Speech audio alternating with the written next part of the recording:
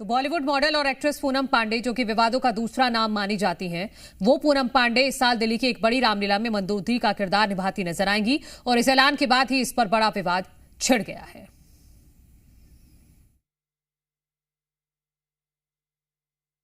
स्त्री का हृदय तो दया, ममता और स्नेह का अगाध सागर है।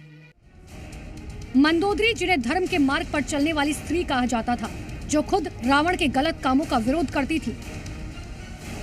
यदि कोई सती स्त्री शाप दे तो स्वयं ब्रह्मा और शिव भी उससे किसी प्रकार से आपकी रक्षा नहीं कर सकते। फिर ये कवच क्या कर लेगा?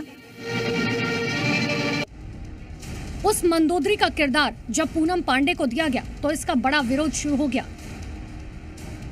दिल्ली की मशहूर लव कुश रामलीला कमेटी में होने जा रही इस साल की रामलीला में पूनम पांडे को यह किरदार निभाने को कहा गया, जिसका कड़ा विरोध विश्व हिंदू परिषद ने भी किया।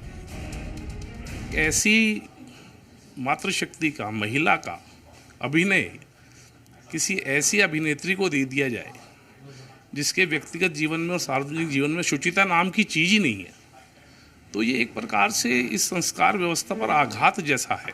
वो एक आज की तारीख में वो एक ऑब्जेक्टिव बन गई है पूनम पांडे। पर ऐसी कोई भी हो, उसको किसी भी रामलीला में अभिनय करने के लिए स्थान नहीं मिलना चाहिए, ऐसा हमारा। सिर्फ हिंदू संगठन ही नहीं बल्कि कई साधु संतों ने इसका जोरदार विरोध किया।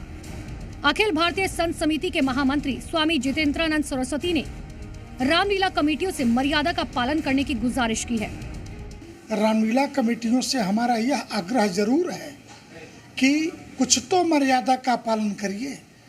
जिन कलाकारों को आप ले रहे हैं उनका इतिहास, भूगोल, उनका आचरण क्या है, क्योंकि लोग देखते हैं, लोग सोचते हैं।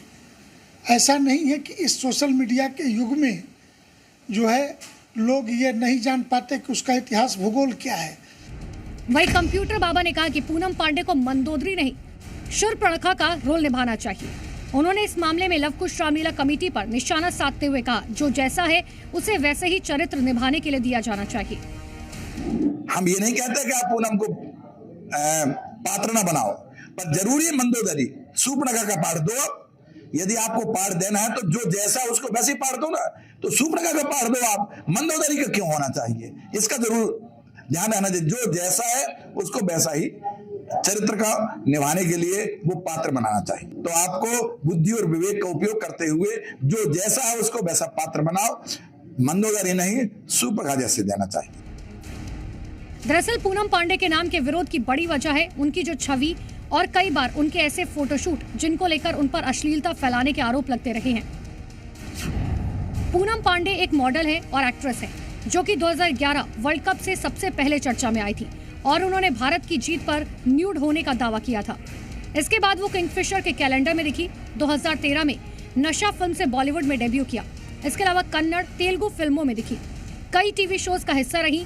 तो वहीं उनके बोल्ड तस्वीरें और वीडियो से भी वो विवादों में बनी रहती हैं। और तो और फरवरी महीने में उन्होंने पीआर के लिए अपनी मौत की अफवाह भी फैलाई थी। यही वजह है कि ऐसी छवि होने के बाद रामलीला में उनके होने पर सवाल उठ रहे हैं। दिल्ली में होने वाली लव कुश रामलीला में हर साल कई फिल्मी दुनिया के एक्टर अभिनय करते हैं। इसके अलावा सांसद मनोज तिवारी भी इसमें एक्ट करते हुए नजर आए हैं। लेकिन इनके बीच पूनम पांडे को चुनना और रामलीला का हिस्सा बनाना, यह ऐसा मुद्दा है जो अभी तक थमता हुआ नहीं दिख रहा। और विरोध ही नहीं बल्कि उनको रामलीला से हटाने की मांग भी तेज हो